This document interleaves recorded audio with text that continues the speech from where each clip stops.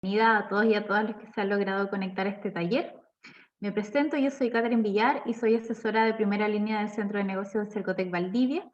Y antes de darle el paso a los chicos, les voy a hablar de la función que cumple nuestro centro y también invitarlos a que puedan ser parte de nuestra comunidad. Nosotros apoyamos a todos los emprendedores y pequeños empresarios de la provincia de Valdivia para hacer crecer sus negocios. Si ustedes se encuentran en fase de emprendedor y quieren formalizar sus negocios, nosotros los acompañamos de la mano para que puedan hacer todo este trámite de la mejor manera posible.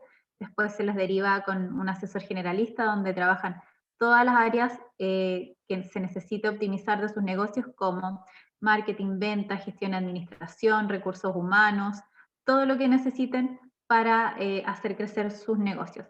Todos nuestros servicios son completamente gratuitos y personalizados acorde a sus necesidades, así que los voy a invitar a que se puedan contactar con nosotros. Les voy a dejar nuestro teléfono y correo para que nos puedan llamar o escribir.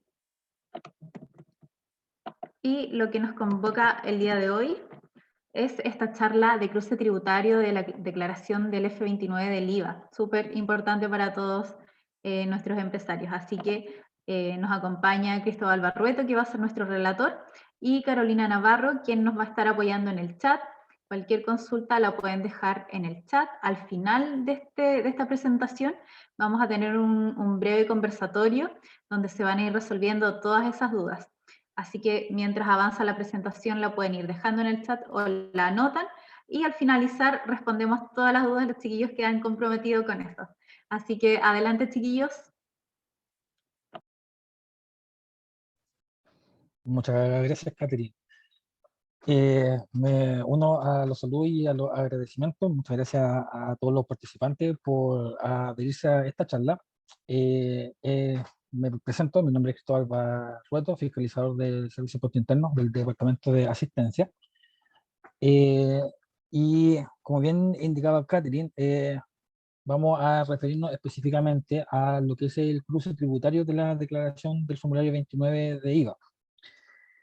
Esta presentación está en un nivel intermedio definido. Sin embargo, durante la charla vamos a intentar de que tanto el lenguaje como el contenido se aterrice a un nivel un poco más básico y idealmente, tal como lo comentó Catherine, el tema de las consultas que vayan surgiendo, idealmente que las anoten en el chat, una para que no se le olvide, y dos, se van a ir respondiendo dependiendo del tipo de pregunta o en el momento, o si no, en un conversatorio al final de la charla.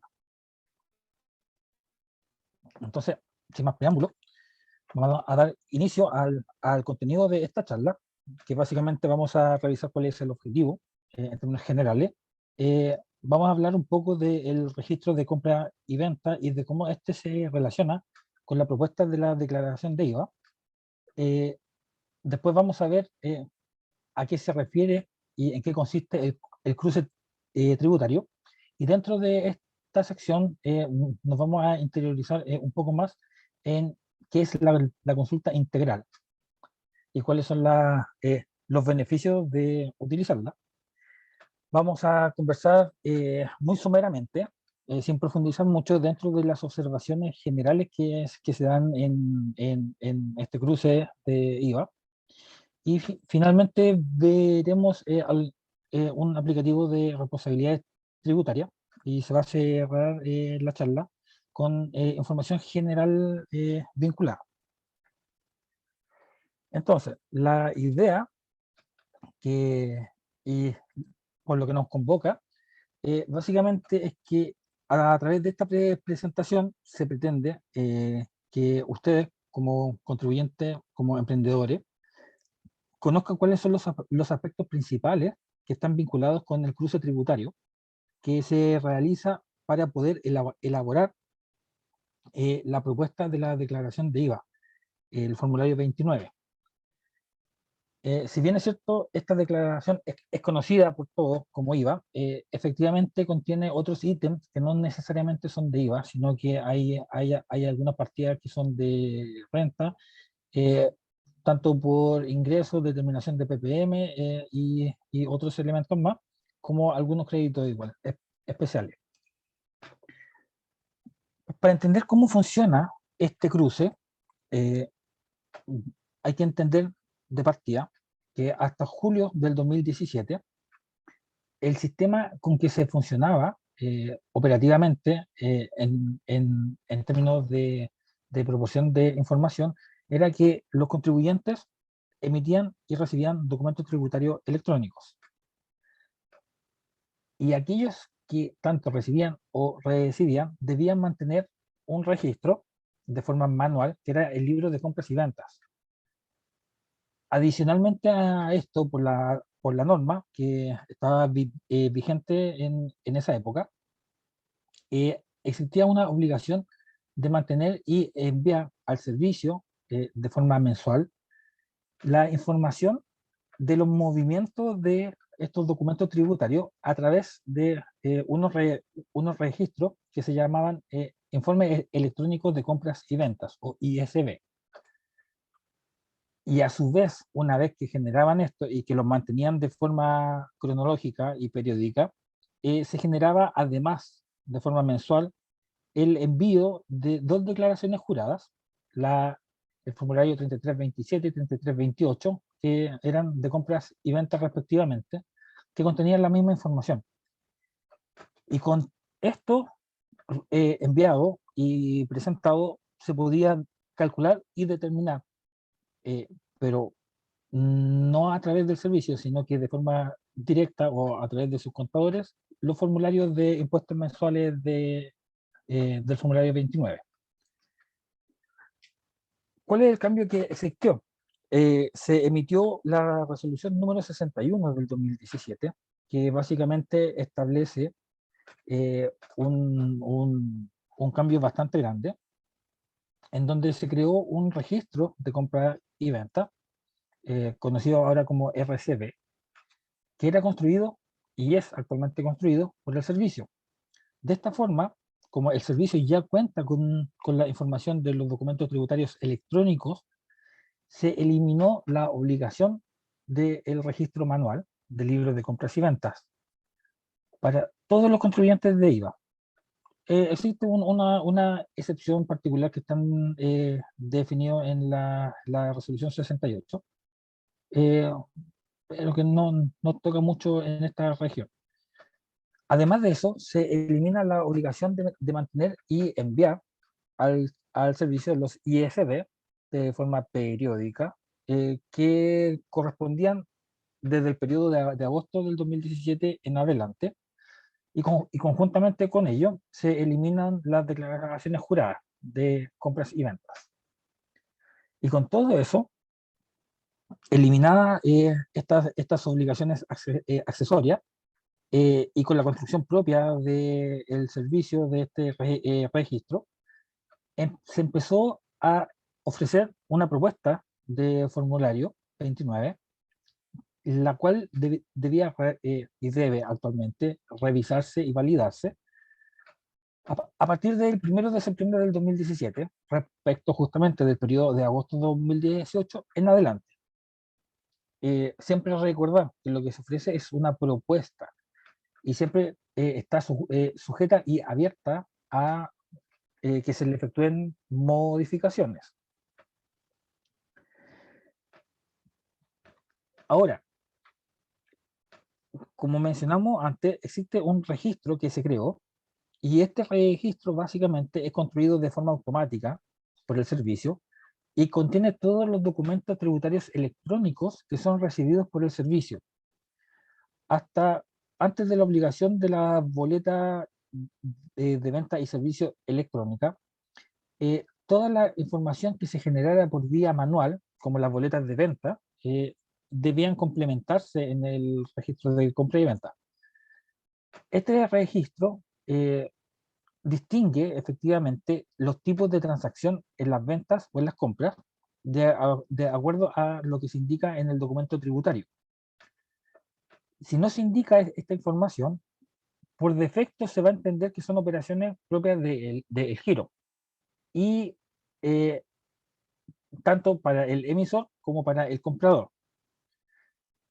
En el tipo de venta siempre se debía distinguir, y se debe hasta la fecha, si los documentos tributarios electrónicos que se emiten son del giro, si son de una venta por activo fijo o una venta por bien raíz. Y esa es la información que se registra en el RB o registro de venta. El emisor no puede modificar el tipo de venta en el RB. Por otro lado, para las compras se debía y se debe indicar si el documento tributario es del giro, es una compra de supermercado, son bienes raíces, activo fijo, si existe un uso de IVA común, si el IVA no es recuperable, o si propiamente tal, el documento tributario electrónico recibido no tiene relación con el giro y por lo tanto no debe ser incluido. El receptor sí puede hacer esta modificación, y esta modificación recibe el nombre de caracterización. La descripción del registro de compra y venta, un poco para concluir esta parte, es que el contribuyente que emite o recibe documento en papel debe complementar el registro para incluirlos o eliminarlos, junto con indicar el tipo de transacción de compra o de venta. Eso es lo que le explicaba antes, que es la caracterización. Se debe mantener actualizado antes de presentar la declaración del F29. ¿Por qué? Porque este es uno de los registros que permite justamente presentar en la propuesta la información adecuada, correcta y oportuna de las transacciones. Solo en el caso de que sea necesario se debe complementar o caracterizar la información. Este registro no es la propuesta, sino que solamente contiene toda la información propia de las transacciones de compra y venta del contribuyente, que es la información con la cual se construye la propuesta. ¿Cómo funciona esta vinculación entre los documentos y la propuesta propiamente tal? En primera instancia es que ustedes, como contribuyentes, cuando se emite un documento tributario, existe una acción que deben realizar que se llama acuse de recibo. El acuse de recibo tiene varias implicancias. La primera de ellas es dar fe de que efectivamente la operación les corresponde y de que el documento que están recibiendo es el correcto y está válidamente emitido. Perdón. Y además, algo súper importante con el acuse de recibo tiene relación con el plazo en que este se efectúa. La norma dejó establecido que el plazo para realizar el acuse de recibo es de 8 días. No realizado de forma manual, al octavo día, el sistema entiende de que el documento recibido es válido por defecto y hace un acuse de recibo automático. El acuse de recibo es la operación de validación del documento que permite hacer uso del crédito fiscal para aquellos que sí lo pueden utilizar, desde el momento en que se efectúa esta acción.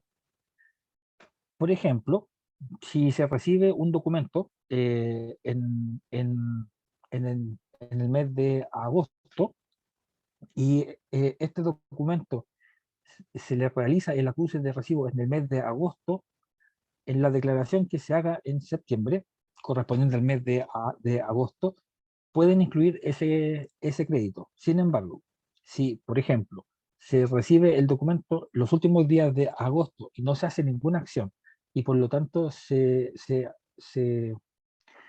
activa el acuse de recibo automático en el mes de septiembre, en la declaración de agosto no pueden declarar ese documento ni pueden hacer uso de ese crédito, sino que deben realizarlo en el mes de septiembre, que fue el periodo en el que se acusó el recibo del DTE. Este acuse, dentro de lo que el servicio maneja, tiene, o sea, ingresa a un registro interno de aceptación y reclamos, que son justamente donde se hace un cruce entre la información de todos los documentos tributarios electrónicos recibidos con todos los registros de compra de los contribuyentes. Otro de los movimientos que están vinculados en esta operatoria es la emisión de las facturas electrónicas, y no solamente la factura, sino que todos los documentos tributarios. Estamos hablando de facturas, notas de crédito, notas de débito, facturas de compra, liquidación factura, entre otros, ¿ya? Y cuando el contribuyente emite el documento, de forma automática, dependiendo del sistema, se va a la base de datos que tiene el servicio de los documentos tributarios electrónicos que se han emitido y recibido por todos los contribuyentes. En esta parte es importante destacar, principalmente, de que cuando se usa el software del servicio, las transacciones o sea, las emisiones de estos documentos se van generando una a una de forma automática. Sin embargo, cuando se usa un software de mercado, eh, este nexo entre el sistema emisor de documentos con la base de datos del servicio no tiene una vinculación tan directa, y por lo mismo se establece un plazo para que los proveedores de los software de mercado informen al servicio, y este plazo es de 24 horas. Hay que estar bastante pendiente, porque muchas veces los proveedores no cumplen con esta condición y informan fuera de plazo, 2, 3, 4 días, lo que implica muchas veces de que algunos documentos queden registrados en periodos distintos. Esa es como la única salvedad y resguardo que hay que tener cuando se utiliza un software de mercado. Y finalmente, la última acción que realiza el contribuyente tiene que ver con la complementación y o caracterización del registro de compra y venta. Y esto afecta justamente al sistema, a la base de datos donde están todos los antecedentes de los movimientos particulares que tiene cada contribuyente respecto de documentos tributarios electrónicos recibidos y emitidos. Y en este cruce que se vincula a todo esto, es donde efectivamente el servicio recoge la información tanto de los documentos tributarios electrónicos, los registros de cada uno de los contribuyentes y de los registros de aceptación o reclamo para validar justamente cuáles van a ser incluidos e incorporados dentro de las propuestas de formulario 29. Entonces, una vez que se completa todo este ciclo, el servicio puede recién preparar una propuesta. ¿Cuál es la información que va a estar contenido acá? La propuesta contiene principalmente información prellenada con los códigos del formulario 29 relacionado con las operaciones de los documentos tributarios electrónicos emitidos y recibidos, factura, notas de crédito y notas de débito principalmente. Si se necesita incluir otra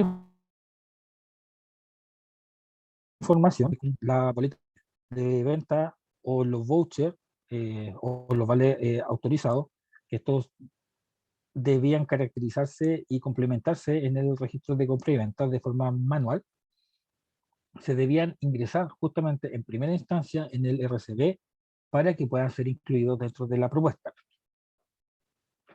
Existen todavía algunos documentos manuales, pero son para ciertos contribuyentes con características bien particulares. Ahora, la otra información que viene por otro sistema pero que están incorporados también dentro de la propuesta, tiene relación con las retenciones por boletas de honorarios electrónicas recibidas de terceros.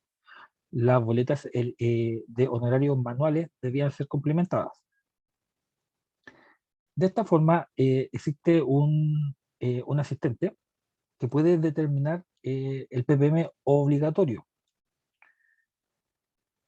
El PPM obligatorio es aquel que está definido por ley en el artículo 84 y que debe declarar cada uno de los contribuyentes que perciban ingresos. Sin embargo, existe la posibilidad de que los contribuyentes puedan declarar un PPM voluntario o modificar el monto del PPM. Sin embargo, esto no se hace en el formulario 29, sino se hace a través del formulario 50. Adicional a todo lo antes dicho, se arrastran los distintos tipos de remanentes de los periodos anteriores. Esto se hace el cálculo de forma automática con los respectivos reajustes y se incorporan los montos solicitados de devolución como de IVA exportador o los distintos tipos de cambios de sujeto, según corresponda. Los complementos de la información ingresados en el RCB vinculados específicamente con la caracterización del crédito fiscal, los ingresos de documentos manuales o resúmenes de boleta o similares, se ven reflejados en cada una de las líneas respectivas en la propuesta que arma el servicio. Respecto de la carga masiva de documentos y la proporcionalidad del IVA, estos cambios no se reflejan de forma automática, sino que se ven al día siguiente de que son incorporados. Esto tiene que ver particularmente, por ejemplo, con aquellos que emiten grandes cantidades de documentos y que a través de sistemas lo cargan de forma masiva. Y el sistema de proporcionalidad de el IVA dice relación con aquellos contribuyentes que desarrollan de forma conjunta y simultánea actividades que son exentas y afectas a IVA. Y que en algunos casos no se puede distinguir el crédito que está asociado a dichas operaciones, existiendo por ende un crédito que es de uso común. De esta forma, siempre se recomienda trabajar con el registro antes, por lo menos como mínimo un día antes, de, de presentar la declaración de IVA y de revisar cuál es la propuesta. ¿En qué consiste ahora el cruce tributario? Básicamente, existe información que se adjunta en el formulario 29 de IVA, que está vinculado con lo que viene desde el registro de compra y venta, como ya lo habíamos indicado previamente, y de otras fuentes. Estas otras fuentes son declaraciones juradas que presentan distintos contribuyentes, como por ejemplo el formulario 3500, que son para los cambios de sujeto, en donde se presenta información de IVA retenido, ya sea total o parcialmente, y otras fuentes adicionales. Entonces, al mezclar todo esto, para presentar la propuesta, se realiza también un cruce respecto de la información que se presenta con la información que existe en las bases de datos. Y de esta forma, ¿qué es lo que ocurre?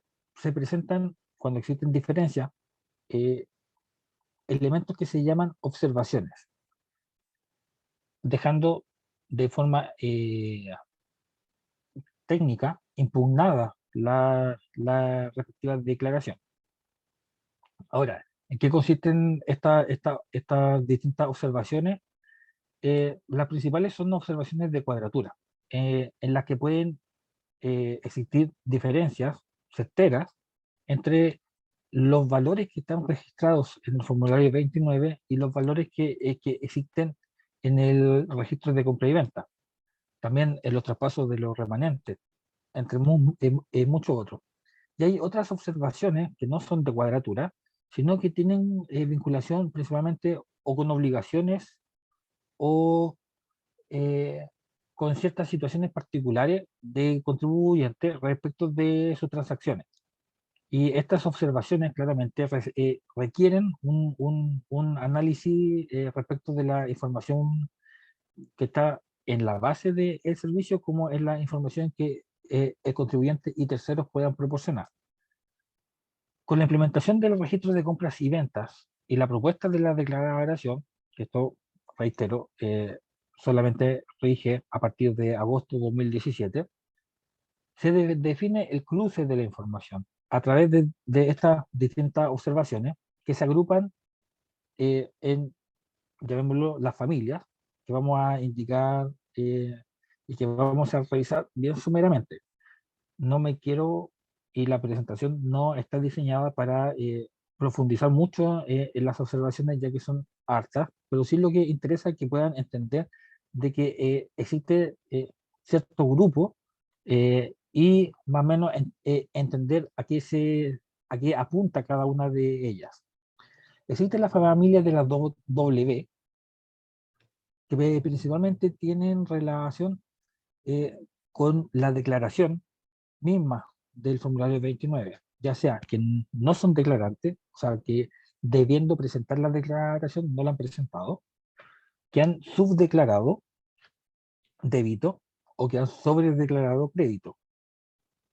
Por otro lado, existe una familia, que son los GM, que principalmente están relacionados con todo el movimiento del remanente que se genera en el periodo. Por otro lado, la familia FM tiene relación con el arrastre de los remanentes generados en periodos anteriores. La familia R especifica a remanentes de créditos especiales y la familia E está vinculado con las solicitudes de devolución. De este modo, y de acuerdo a la estructura del formulario 29, en la primera parte que se ven los débitos y créditos, las observaciones más comunes que se dan, por ejemplo, son la W01, la W38. Dentro de lo que son los créditos, seguimos con la familia de la W, la W08, 10, 11, por ejemplo. Sin embargo, en la parte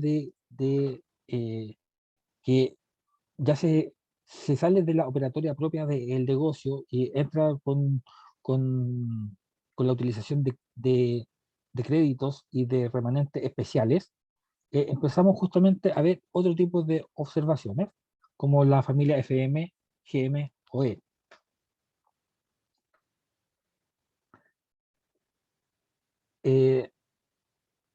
En el reverso del formulario, que son esa información complementaria y obligatoria en algunos casos, podemos ver otro grupo de familias, pero que están vinculados justamente con las mismas operatorias eh, respecto de cada recuadro.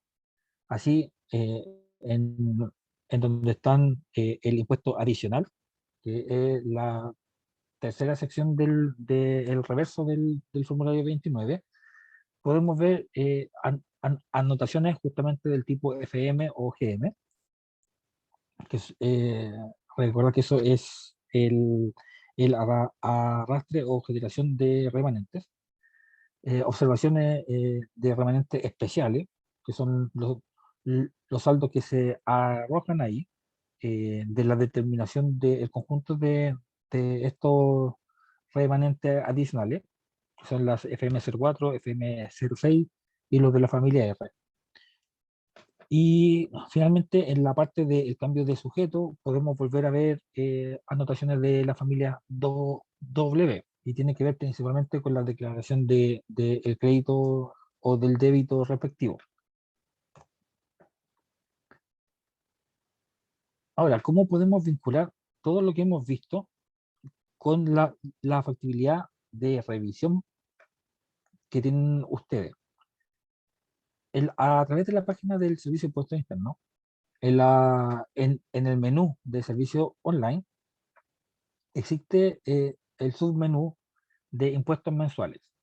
Efectivamente, tanto el IVA como los impuestos adicionales y algunos específicos son todos impuestos de carácter mensual.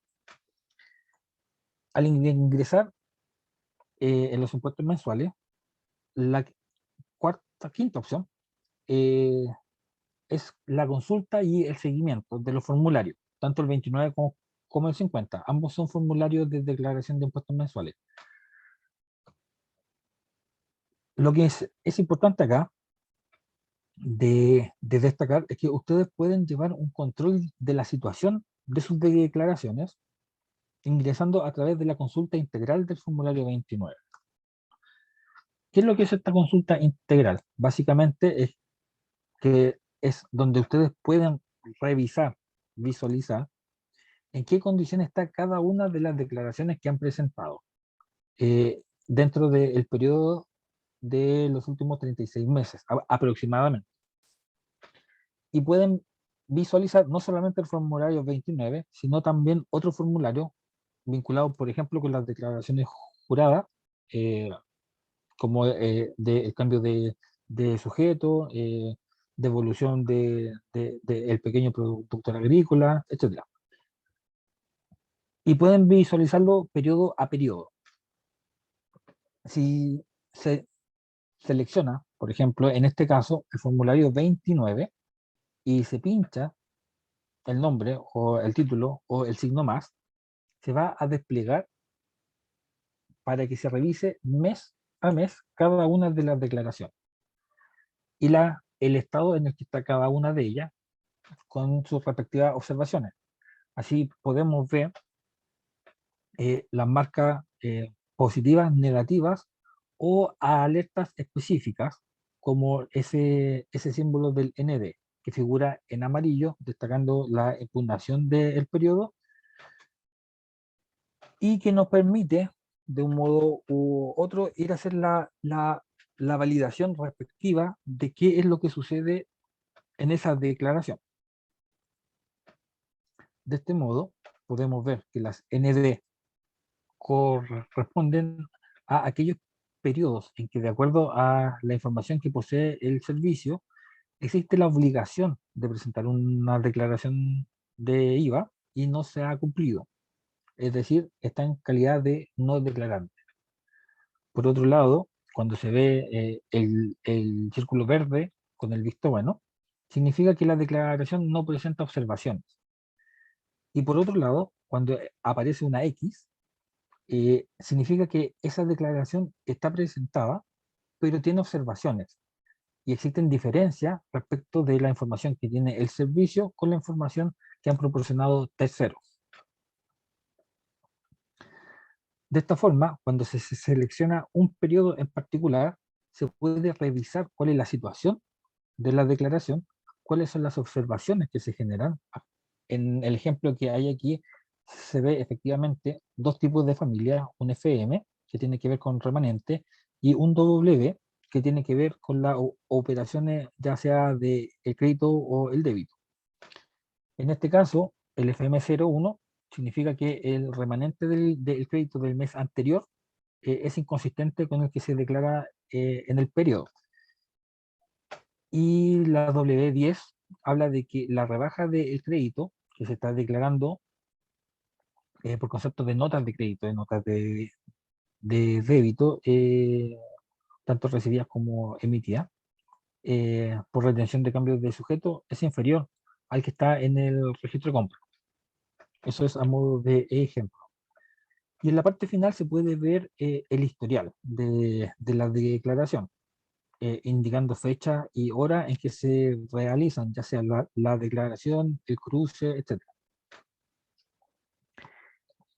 Existen varias opciones de ingreso en esta consulta integral, en donde se puede ver el certificado de la declaración, el formulario compacto, se puede rectificar la declaración. Por otro lado, se puede ver realizar la consulta del estado de pago de giros. Se puede consultar los registros de compra y venta, los libros y las declaraciones juradas que están asociadas.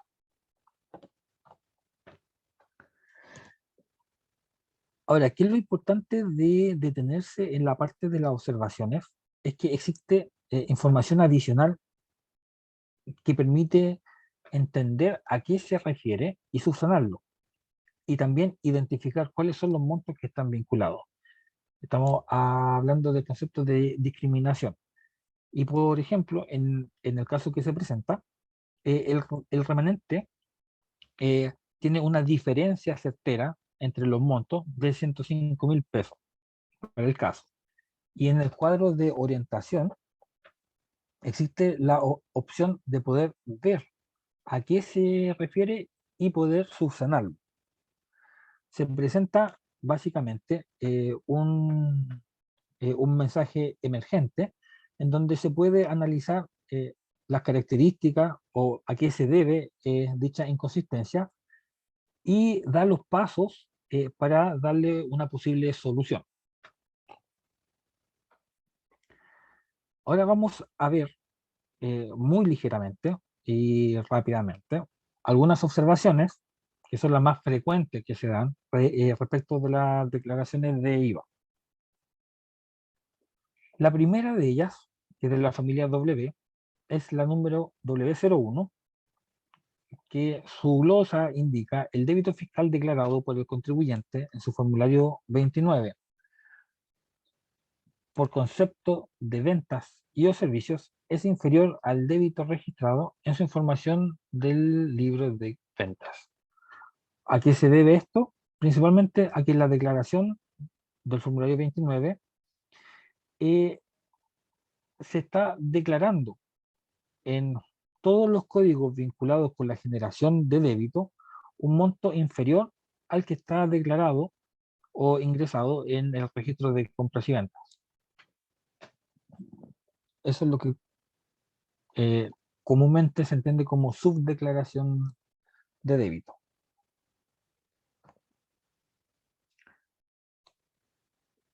En el registro de compra y venta, aquí se le va a entregar una información adicional que puede ayudar harto respecto de la observación W01, que forma, es la forma de registrar los documentos de liquidación o liquidación factura, que es uno de los errores más comunes, y es justamente que no se cargan de la forma adecuada. Porque además de identificar RUT del emisor y del receptor, es importante que se registre solo la vía de carga masiva del documento, del campo RUT liquidador. Ojo, esto estamos hablando de las operaciones de carga masiva. ¿Y cómo se hace esto? Dentro del registro, en las ventas, cuando se selecciona un periodo determinado, existe en el listado de menú la posibilidad de la carga masiva de complementos. Básicamente, lo que importa es que cuando se emita por un software propio el documento de liquidación factura, hay que validar que se complete el campo RUT liquidador. Otra observación común es la W38, que indica que el IVA débito fiscal declarado por el contribuyente en el formulario 29 por concepto de notas de créditos emitidas es mayor al IVA fiscal declarado, o sea, perdón, al IVA débito fiscal registrado en el registro de ventas. ¿A qué se debe esto? Básicamente que el formulario 29 está indicando un monto de débito fiscal que proviene de las notas de créditos emitidas mayor al de registro de venta. También esto es una subdeclaración. ¿Por qué es una subdeclaración? Porque cuando se emite una nota de crédito, básicamente están rebajando su débito y por ende están subdeclarando el monto efectivo.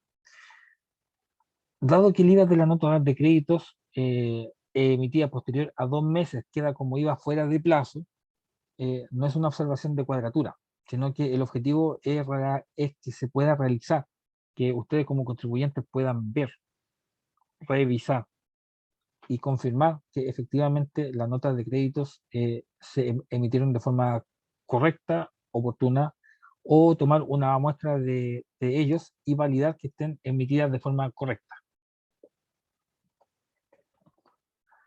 Otra observación, la W08, indica que el IVA crédito fiscal declarado por el contribuyente en el formulario 29, asociado a los distintos tipos de facturas que soportan créditos, resulta mayor al IVA crédito fiscal que registra en el RC, o registro de compras. Básicamente que el formulario 29, el monto consignado, es mayor que lo que existe en el registro de compras. Esta es una sobredeclaración de crédito. ¿Qué es lo que se indica para este caso? Principalmente revisar de que la utilización del crédito del giro sea la adecuada y chequear que estén respectivamente caracterizados los distintos créditos fiscales que se han recibido a través de los documentos tributarios. Otra observación, la W39. Básicamente esta no es una observación de cuadratura, sino que es un control solamente. Indica dentro de su glosa que es un control precautorio a contribuyentes que realizan compras a proveedores con situación tributaria irregular. ¿Qué es lo importante acá? Significa que dentro de sus proveedores existen algunos de ellos que ya se han definido, están identificados, que han realizado transacciones no verídicas, ya sean materialmente falsas o ideológicamente falsas. En caso de que se detecten aquellos documentos tributarios con esta situación, se debe rectificar el formulario 29 y retirar el crédito fiscal respectivo por esos documentos. ¿Qué es lo que ocurre si no se hace? Existe la posibilidad de que estén sujetos a un plan de fiscalización en donde sean notificados para concurrir a nuestras oficinas y en esa instancia se les va a señalar justamente la imposibilidad de utilizar dicho crédito y se les va a solicitar que lo eliminen, rectificando tanto el registro de compra y venta como los respectivos formularios. Lo importante de esta observación es percatarse lo antes posible, hacerlo en cuanto se note la existencia de esta observación, porque algo que conlleva esto posteriormente, cuando son las fiscalizaciones, es que no solamente se termina rectificando el formulario 29, sino que también afectan a declaraciones de la renta, así que ya han sido presentadas con posterioridad. Si se tiene duda, existe la posibilidad de que no la incluya, o lo otro es que tomen los recuerdos respectivos si la operación fue efectivamente verídica. Siempre se recuerda que el uso indebido del crédito está sancionado de acuerdo a lo que establece el número 4 del artículo 97, que no son sanciones muy gratas. Finalmente, vamos a hablar, antes de la última materia, de los aplicativos de responsabilidades tributarias. Los aplicativos se encuentran básicamente en la opción del Mi SII, en la parte de información, donde el sistema automáticamente permite agrupar y mostrar a cada uno de ustedes cuáles son sus obligaciones y el estado de estas. En nuestro sistema tributario se han definido cuatro grupos de observaciones, las cuales corresponden a las observaciones de registro, información de declaración y pago. Estos cuatro grupos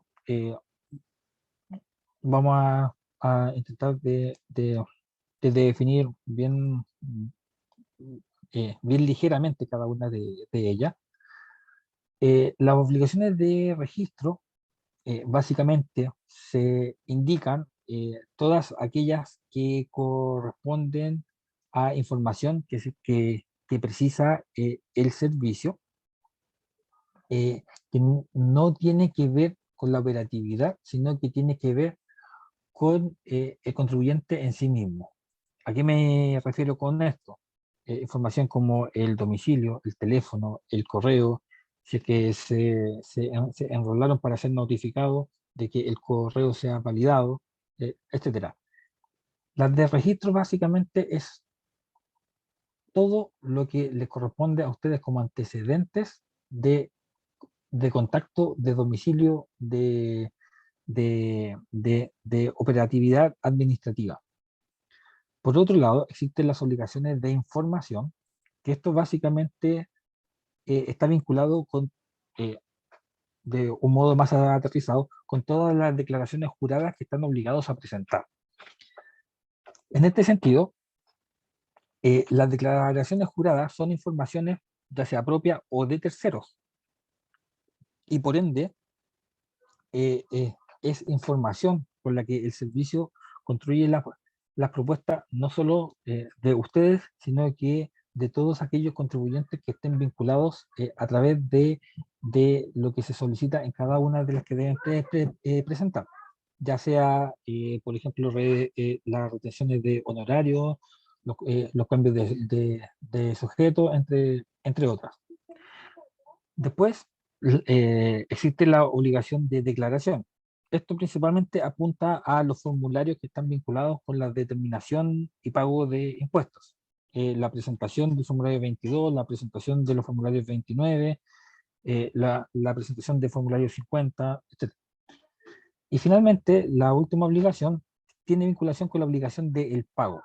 O sea, todo lo que se hizo antes y que determina justamente un impuesto que debe ser enterado en actas fiscales, se concreta a través del pago, ya sea pago por los giros pendientes, pago por contribuciones, pago a través de las mismas de declaraciones.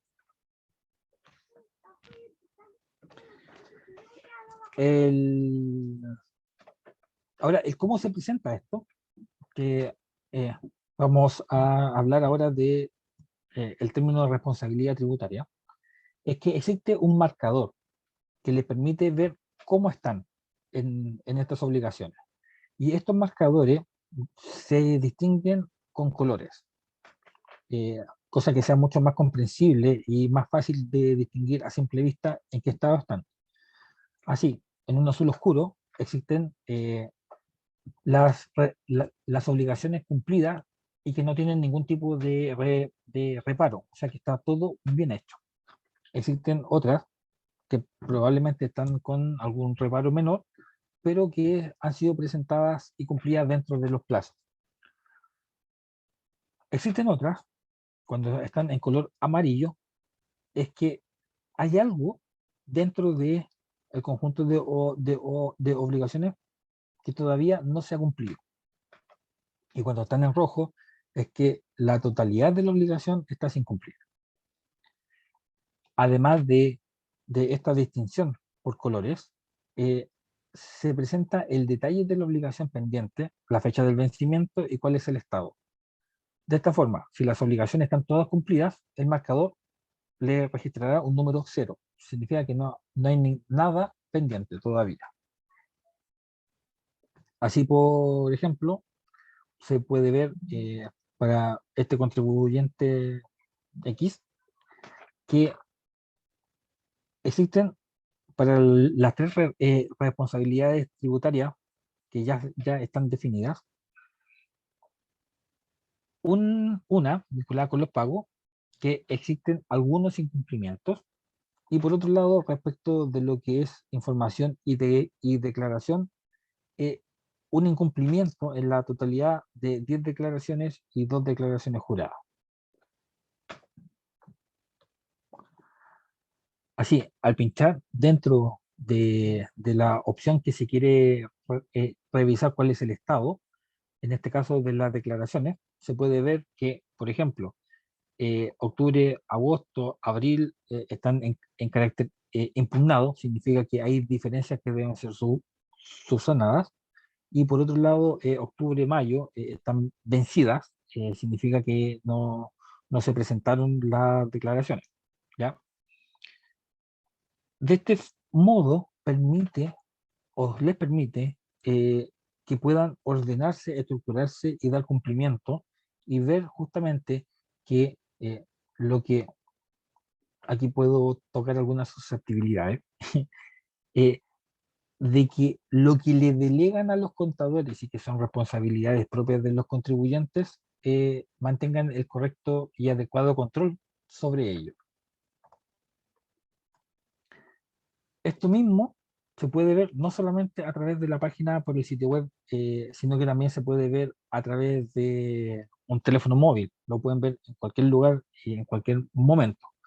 La presentación sí es distinta en cuanto a que en lugar de disponerse de forma horizontal, estas se despliegan de forma vertical. Se mantienen las características de los colores y el detalle es visible igualmente dentro del aplicativo móvil. Para cerrar, hablando un poco de información adicional, siempre existe la posibilidad de acceder a las ayudas que dan varias orientaciones, ya sea acceso a la pregunta frecuente, al calendario tributario, el acceso a formularios, a folletos, hay videos explicativos, entre otra información.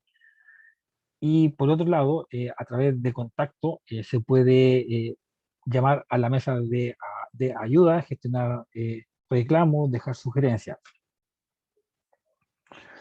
Y finalmente, invitarlos a que puedan acceder a través del banner de los destacados Aprende con nosotros al SII Educa, en donde de forma constante el servicio está presentando charlas de capacitación y de habilitación en distintas temáticas, dentro de los cuales se pueden inscribir de forma voluntaria y visualizar justamente los temas que son de interés en que precisen formación y capacitación. Para inscribirse, básicamente hay que completar un pequeño formulario creando un nombre de usuario y una contraseña, porque no necesariamente se utiliza la misma del servicio. Se está trabajando, sí, para poder vincularlo directamente con el mismo usuario. Ahora le dejamos el espacio abierto para un conversatorio respecto de las dudas que hayan surgido y en las cuales llevará la cabeza mi colega Carolina. Hola, buenas tardes a todos.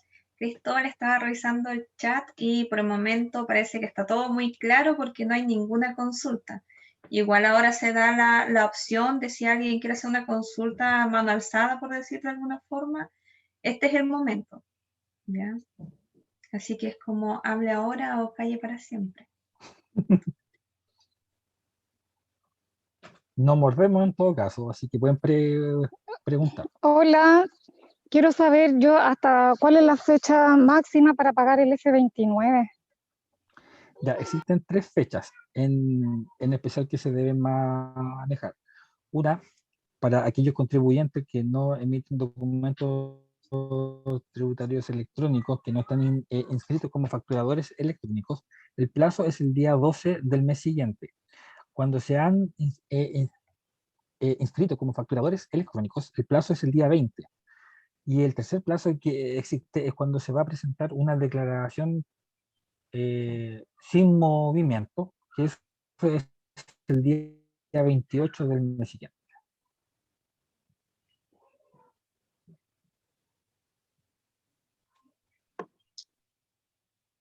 Aló. Hola, consulta. Hola. Consulta. A ver, si para las boletas electrónicas, cuando a uno le transfieren, ahora va a ser obligación tener que presentar la cartola Servicio de Impuesto Interno. ¿La cartola del banco en este caso? No. Lo que pasa es que cuando le hacen una transferencia, usted igual tiene que emitir la boleta electrónica. ¿Correcto? Claro, y entonces al emitir la boleta electrónica, eso va a estar incorporado después, ¿cierto?, en su registro de compra-venta. Claro, por lo general, ¿no es cierto? Las facturas a uno siempre se las pagan por medio de transferencia, especialmente cuando el cliente es de lejos. ¿Ya? Entonces ahí va obviamente la factura, ¿ya? Que es la que se registra. Pero en el caso de cuando son las por boletas electrónicas, ahí va ahí va la boleta, po. ¿Mm? Ahora, mi pregunta es, ¿yo debo presentar mi registro de banco al Servicio de Impuesto Interno? No. A ver, para una declaración normal, en un periodo normal, basta solamente con la emisión de los documentos por cada vez que se le haya realizado una transacción. Ah, ya, correcto. ¿Qué es lo que hace la distinción? Es si usted se encuentra en un proceso de fiscalización, porque como proceso de fiscalización, efectivamente el servicio puede solicitarle una cartola de banco para Ya. efectivamente realizar el cruce entre los movimientos detallados a través de los documentos tributarios versus los movimientos financieros que han generado por la cuenta bancaria. Pero eso es Ya. en un proceso de fiscalización. Ah, perfecto. Muy amable, gracias. Ok.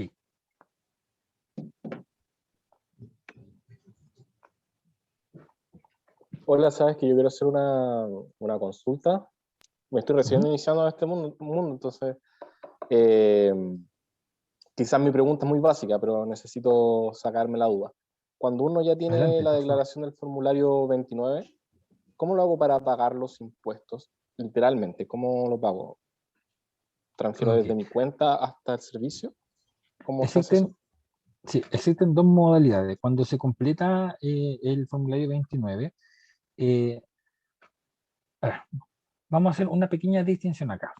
El formulario 29, de hecho, el nombre completo del formulario es Declaración de Impuestos Mensuales y Pago Simultáneo, formulario F29.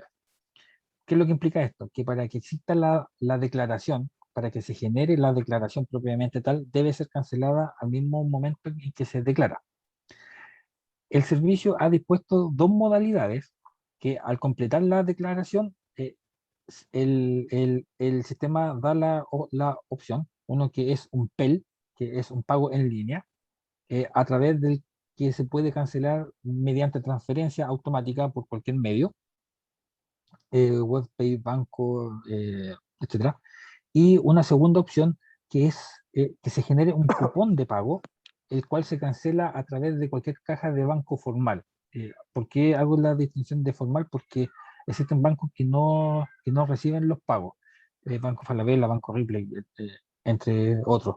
Sin embargo, los demás bancos, eh, llamémoslos bancos clásicos, eh, Colbanca, Estado, Santander, ellos sí reciben estos pagos y los entran en arcas fiscales. Entonces, en resumen, existen dos opciones que se generan al final de la declaración. Cuando se envía la declaración, abre la opción del el pago en línea o la generación de este comprobante para el pago. Y existe una tercera opción cuando no se ha podido realizar, y es que se presente una propuesta de declaración al servicio. Esto significa, bueno, en situación de pandemia, principalmente se está haciendo a través de una petición administrativa, en donde se adjunta eh, una fotografía o un escaneo de la declaración del formulario 29, debidamente llenada y firmada, y lo toma un fiscalizador, la ingresa en el sistema y le genera un documento de cobro que se llama giro. Y este debe ser enterado ya, ya sea o a través de la misma página del servicio en donde están las multas, giros y otro más, no me acuerdo cómo y condonaciones. Y se puede generar el pago también de estos giros a través de tesorería. Ya. El último no ¿Ya? entendí mucho, pero creo que el primero es el que más me interesa. Ok, Muchas gracias. súper.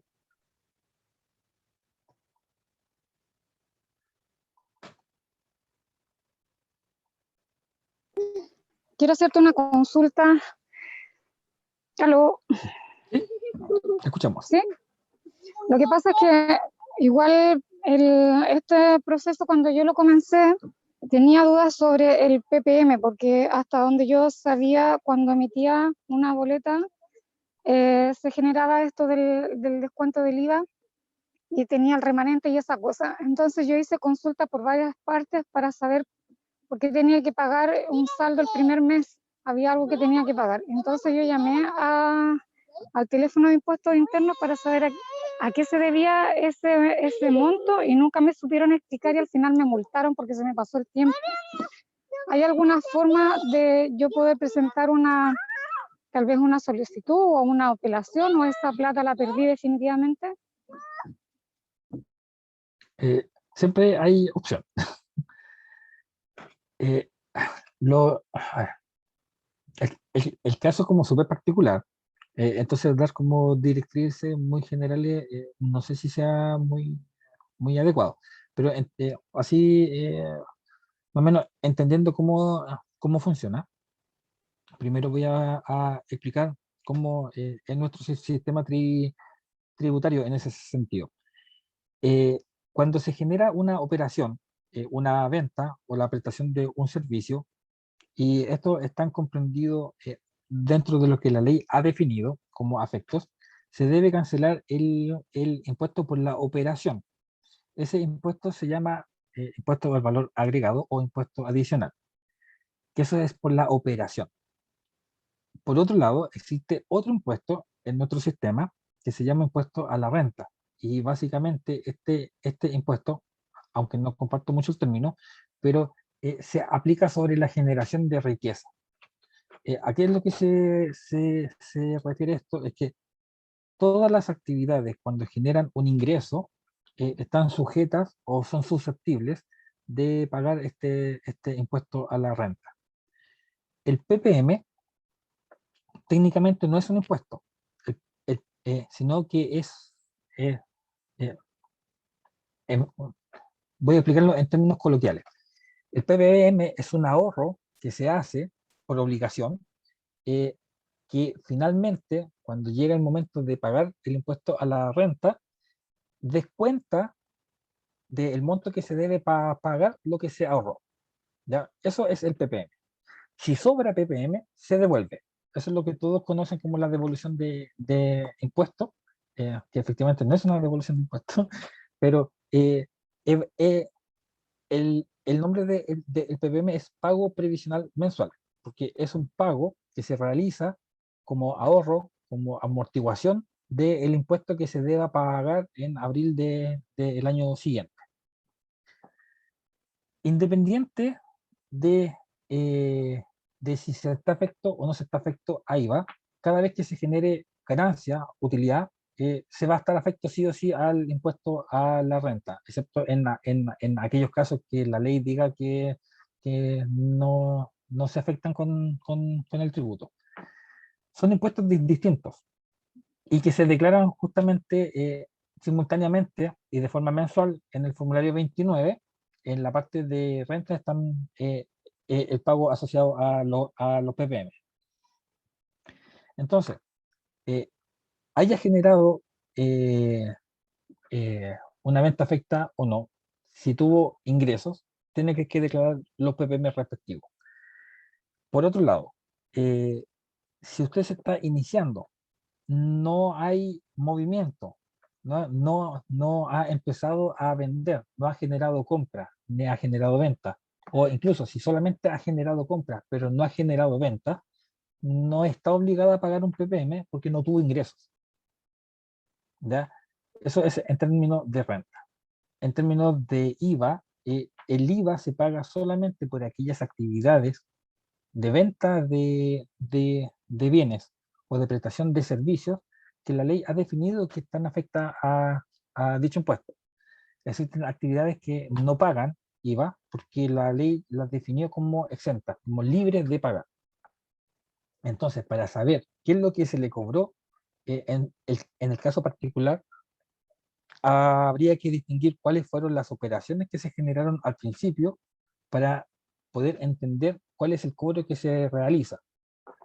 Es un poco complejo hacerlo sin antecedentes adicionales. Sin embargo, siempre existe la posibilidad de poder reclamar respecto de un cobro. La única salvedad es que existen plazos para hacerlo. Y uno de los plazos más complejos tiene especialmente que ver con algo que la ley ha denominado prescripción. La prescripción, en términos técnicos, es la extinción de un derecho. Y en nuestro sistema tributario, esta prescripción que es extintiva es temporal. Significa que pasado un cierto tiempo, el derecho deja de existir. Entonces, en ese sentido, existen dos plazos en términos tributarios de prescripción. Uno que tiene que ver con 3 años, que se llama la prescripción ordinaria, y existe otro plazo que es la prescripción extraordinaria, que el plazo es mucho más amplio y es de 6 años. Y esta prescripción tributaria efectivamente tiene que ver con el plazo para exigir los derechos, ya sea por, por, eh, por obligaciones que tengan los contribuyentes y que el servicio persiga, y viceversa, obligaciones que el servicio tiene y que un contribuyente necesite. Ahora, existen otros plazos distintos que son definidos por ley en distintas materias. Entonces, por ejemplo, el plazo para presentar un reclamo, porque aquí ya nos estamos metiendo en una materia que tiene que vincula a otro organismo, que es el Tribunal Tributario y Aduanero.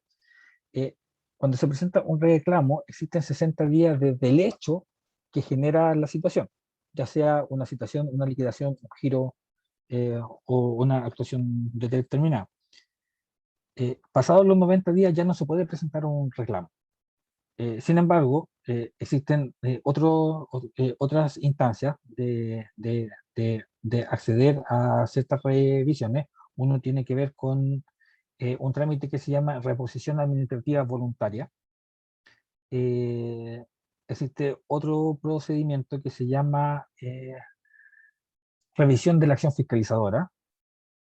Y existe un recurso que vino a colocar ahora la última ley de modernización tributaria, que se llama recurso jerárquico, y que va justamente puesto sobre la entidad superior de quien haya actuado.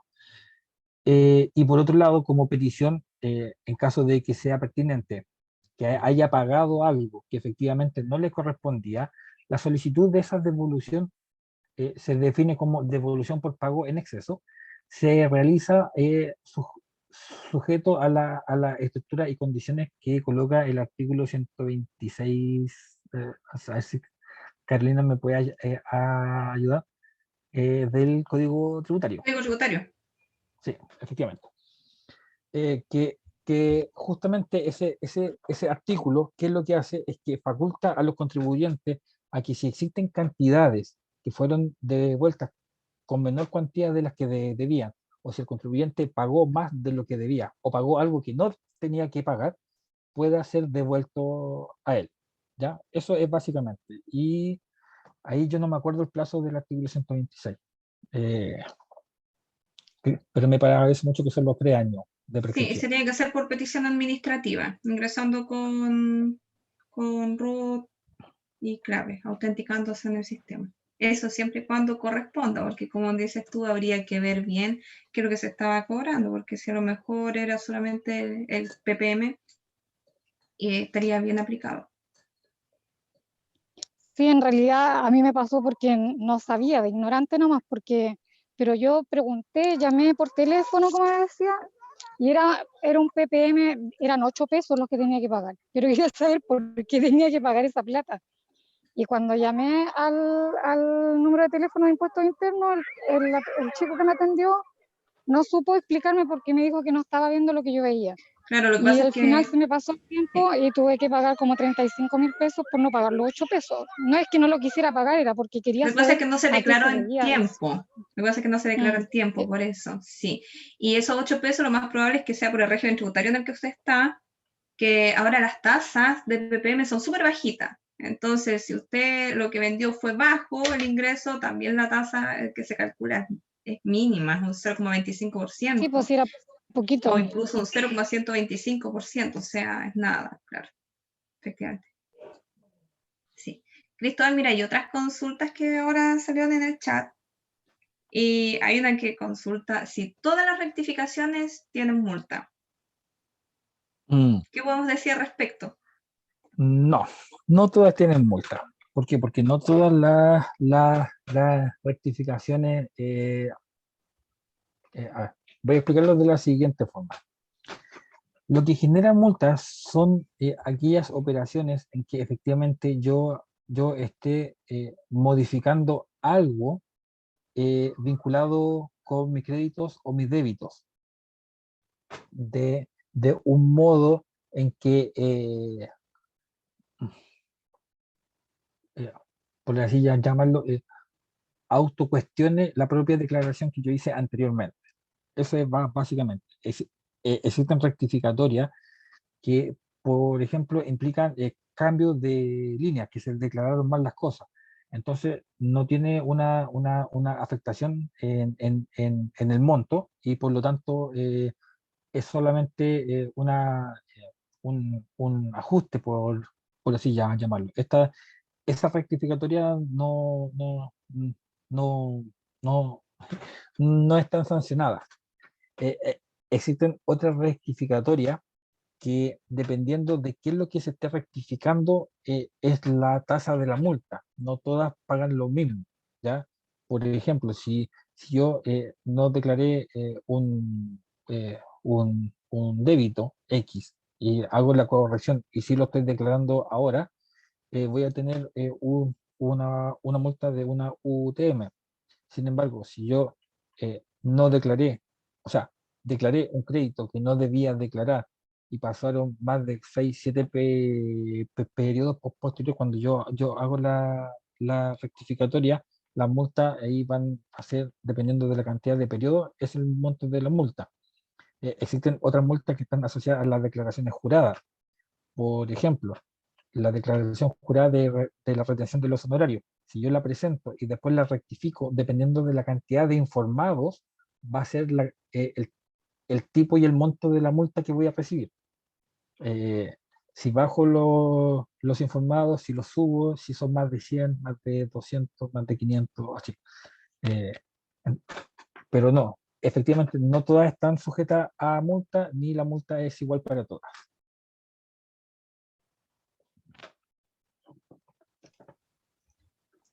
Y la última consulta que tenemos es Nicolás, que dice, ¿qué pasa si estoy en primera categoría como persona natural durante más de 10 años y ahora quiero hacer toda la tramitación para pasar a ser empresa con RUT de empresa? Parto de cero en mi SII. ¿Qué pasa con las multas, impuestos, rectificaciones, etcétera?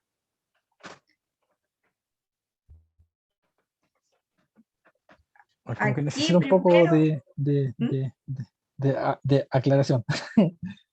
No sé si tú la entendiste bien, Caro.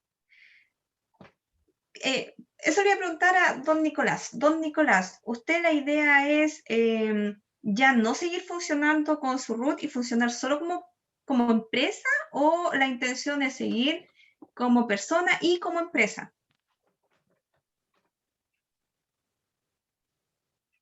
No sé si...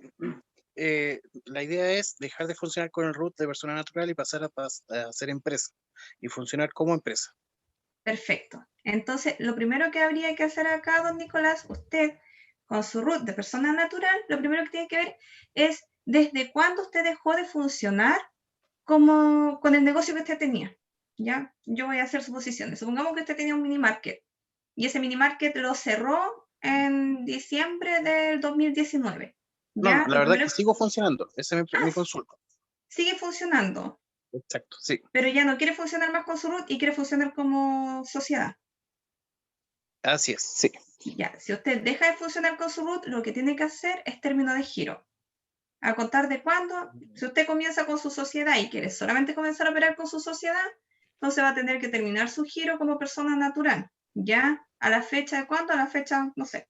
Si hoy día cerró su local, por ejemplo, como persona natural, va a tener que hacer término de giro a la fecha de hoy. Y para eso tiene que tener todas sus obligaciones cumplidas. ¿Ya? O sea, Ya, tiene que perfecto. tener sus declaraciones de IVA cumplidas, sus declaraciones de rentas. Si alguna vez lo notificaron por algún plan que no dio cumplimiento, tiene que clarificar el por qué no dio cumplimiento. O sea, tiene que dejar todo limpio usted como persona. Ahora sí, a la par, usted puede comenzar a hacer el trámite, obviamente, para iniciar su sociedad, ¿ya? Con un root de empresa, como dice acá. Ya, perfecto. Sí, esa era la duda. Muchas gracias.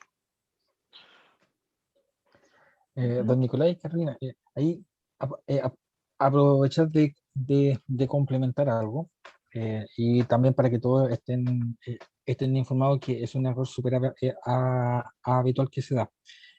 Muchas veces se generan empresas, se deja de funcionar como persona, no se regularizan las situaciones como persona, y esto le genera impedimentos en el funcionamiento normal como empresa. ¿Por qué? Porque eh, al ser un socio o representante legal que está con, con ciertas situaciones pendientes, el sistema bloquea, por ejemplo, la posibilidad de inscribirse como facturador electrónico. Puede bloquear timbraje o cosas así. Entonces, es súper importante cuando se hace este cambio de persona a empresa o viceversa, de empresa a persona, que el que deja de funcionar realiza el término de giro, cosa de dejar limpio al que está empezando. Eso por un lado. Y por otro lado, otro error grande que se comete y que finalmente, por lo general, deriva en fiscalizaciones posteriores, es que cuando se hace este cambio, aunque el negocio siga operando, como la persona, o sea, como el root que está atrás es distinto, el traspaso de las existencias de un sujeto al otro debe estar fundado, debe estar respaldado. Y la forma de respaldarlo o de justificar cómo uno empieza a funcionar con venta si no ha hecho compra y cómo el otro dejó de funcionar y quedó con un inventario acumulado, efectivamente esto se hace a través del traspaso mediante una factura de que uno, el que termina, le vende al otro que empieza. Ahí la determinación del costo lo podrán ver con sus asesores, dependiendo de la situación. Puede ser a valor libro, a valor de mercado, a el precio de costo, pero debe existir esa salida de los inventarios para liberar al que finaliza y debe existir esa entrada para el que inicia. ¿Ya? Esas son como las dos aclaraciones que hay que tener en consideración. O sea, no sería algo simbólico. Es que efectivamente no puede ser simbólico porque quien se hace responsable es una persona distinta. La persona natural deja de ser responsable y pasa a ser responsable una persona jurídica. Claro. Pero son entes, son personas distintas. Entonces, la persona jurídica, por ejemplo, no podría empezar un negocio de, por ejemplo, un almacén, no puede empezar a generar ventas si no tiene las compras. Claro. Eso es básicamente. Ya. Ya, perfecto. Muy, muy claro. Muchas gracias. Bueno, con eso yo creo que igual se aclara la consulta que tenía Alejandra y a ver que iban más o menos de la misma línea. Sí, yo quisiera hacer otra pregunta. ¿La escuchan?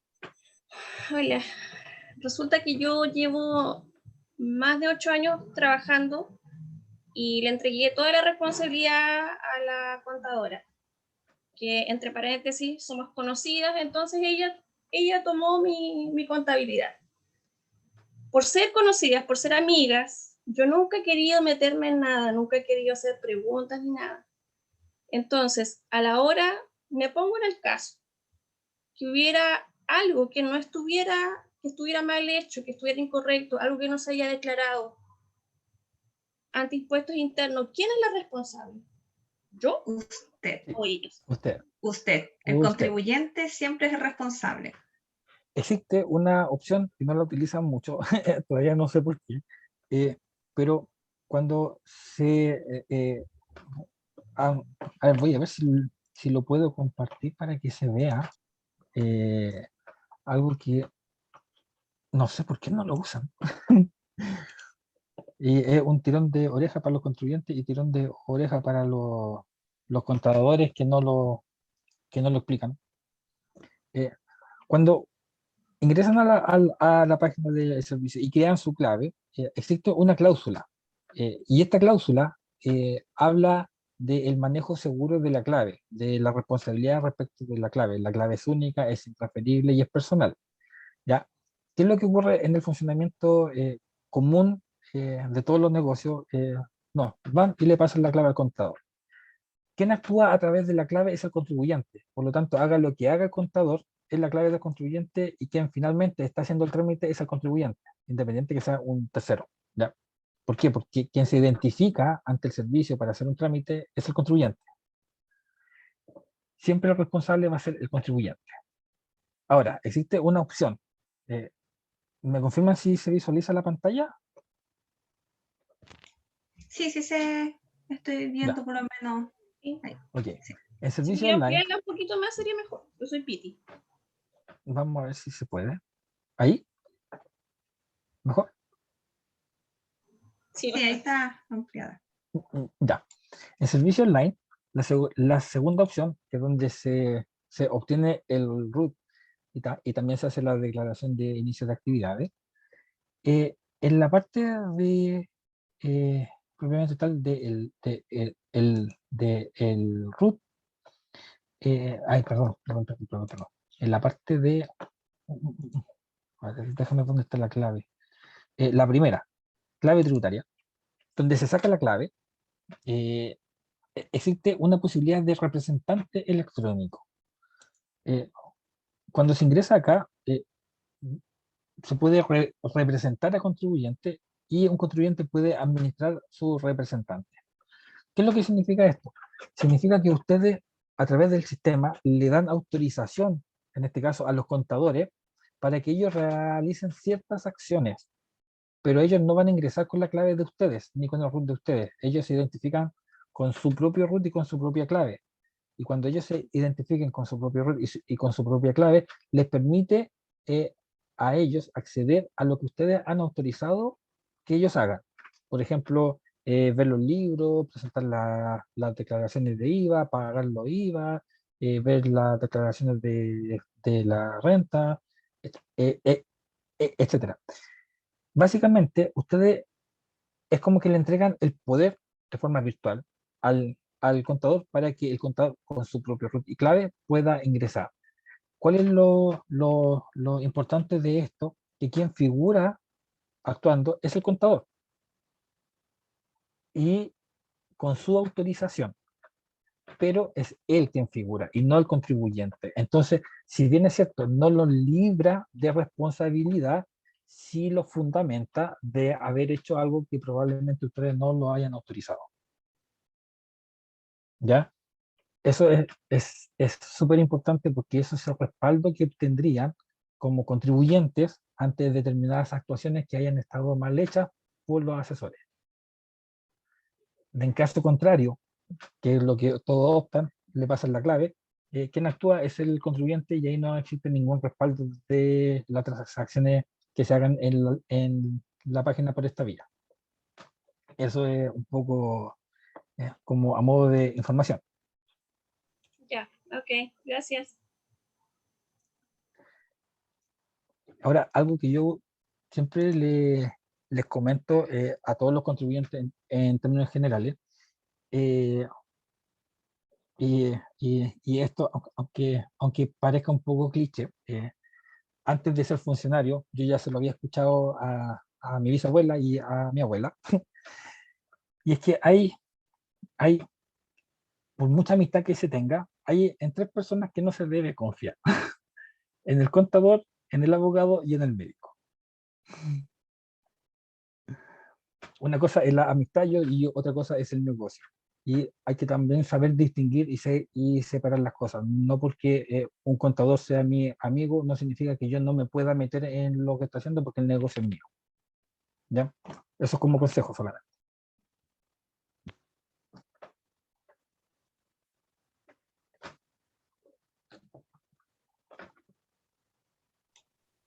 No sé si quedan más. La última consulta está, que preguntas? no estoy segura si está pública o no, que preguntan las respuestas de las peticiones administrativas, porque cada petición administrativa tiene su propio plazo, pero no sé si eso está publicado en alguna parte, como para en la página de internet.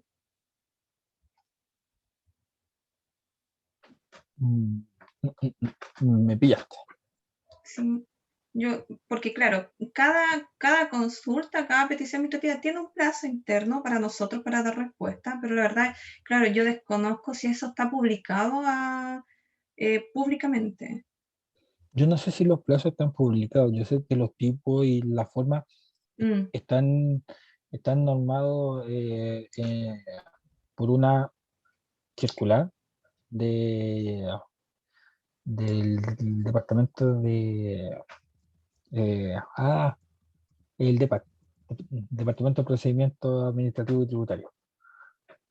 Hay una circular que norma eso, pero no sé si norma los plazos de respuesta para las actuaciones. Ahí lo desconozco. La circular 1 o 4 2000 y algo. No me acuerdo. Hola. Mire, un segundito, para poder terminar esa. Es que hay una pregunta frecuente que está actualizada al 26 de abril y habla de eso. Dice, ¿cuánto plazo tiene el servicio para resolver una petición administrativa? La respuesta dice, el plazo para resolver dependerá del tipo de consulta, lo mismo que decíamos realizada, la que podrá variar desde 7 días a 6 meses plazo máximo, contados desde la admisión de la solicitud por parte del servicio. ¿Ya? Esa es la información que podemos dar respecto a esa pregunta. ¿Alguien iba a hacer una pregunta acá? Sí, hola, mira, Abel por acá. Consulta con respecto al cambio de persona natural a persona jurídica de una empresa para generar continuidad. Quería saber si es que el historial se pierde porque o habría una fórmula de mantenerlo, ya que con este historial yo me quiero presentar a los bancos, a diferentes entidades para ver si, bueno, seguir con el historial de la empresa, ¿me entiende? Sí, se entiende la consulta. Lamentablemente no. ¿Por qué? Porque como comentaba anteriormente, son personas distintas. Independientes de que el negocio continúe, no hay continuidad en quién lleva el negocio. Y quien inicia actividades empieza desde cero para todos los efectos civiles y para todos los efectos tributarios. Ya, ok. Ya, muchas gracias.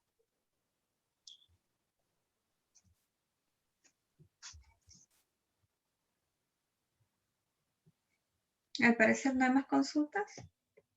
En el chat por lo menos no. No sé si quedan otras a mano alzada. Por lo menos no sé, ninguna manito levantada. No. Parece que no.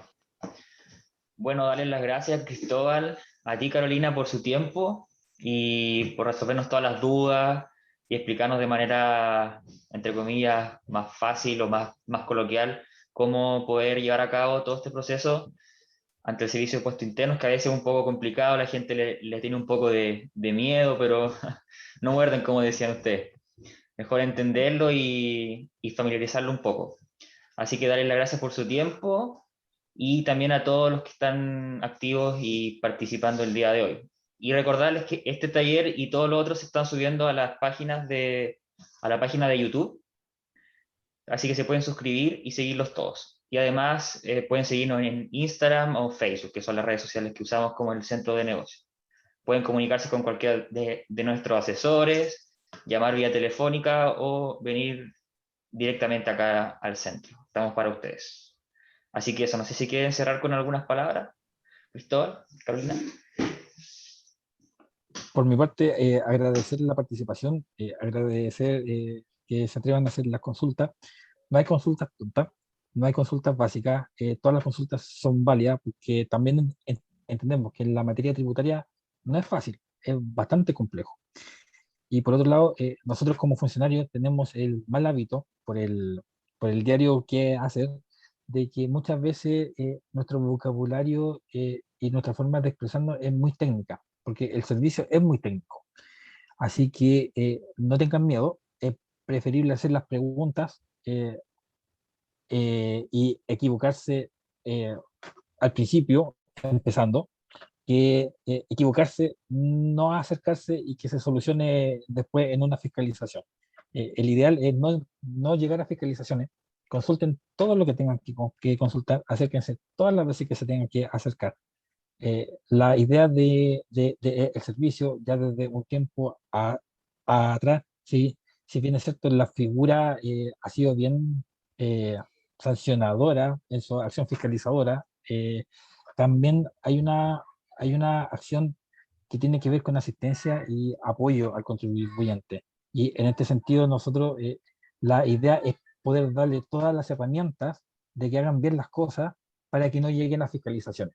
Así que no tengan miedo, consulten, pregunten, acérquense, investiguen nomás.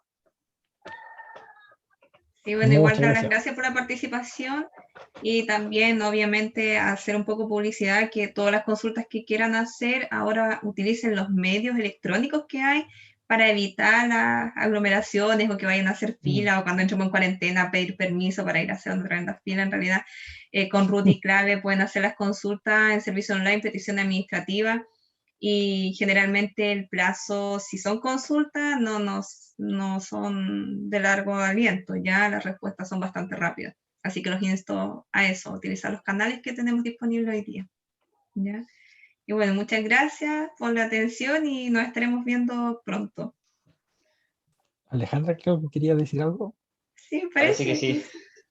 Sí, lo que pasa es que en referente a eso de no tener susto es un poquito difícil porque las veces que a mí me han fiscalizado, vienen personas mayores, con un carácter que la pura presentación ya da susto y no dan mucho paso a la entrada. Yo me gustaría que enviaran gente más joven, más jovial y que... Así como nosotros dicen. Como ustedes, claro, que expliquen las cosas y que no den ganas de decir, ya, esto no es para mí, porque me ha pasado.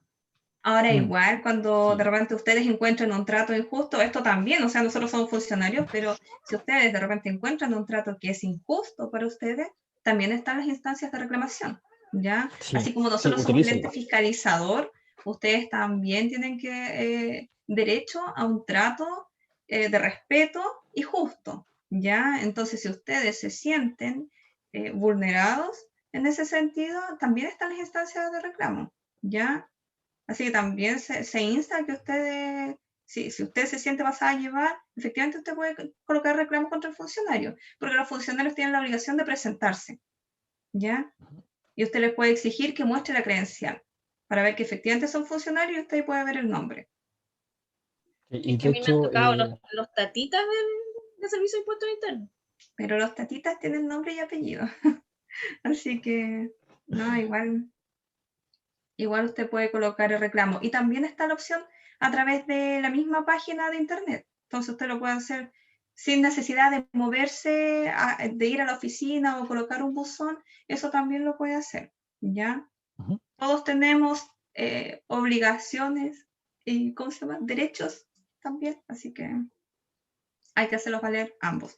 Así como nosotros hacemos valer, ¿verdad?, las obligaciones que ustedes tienen, ustedes también pueden hacer valer los derechos que tienen.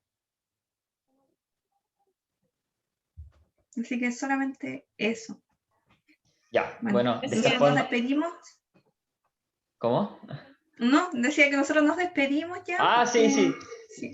Igual iba a darles las gracias por participar a todos nuevamente y ya saben que cualquier consulta o duda pueden acudir al centro para resolvérsela. Así que eso, muchas gracias a todos y nos estamos viendo en una próxima ocasión. Hasta luego. Chao. Gracias, chao, chao. Chao, chao.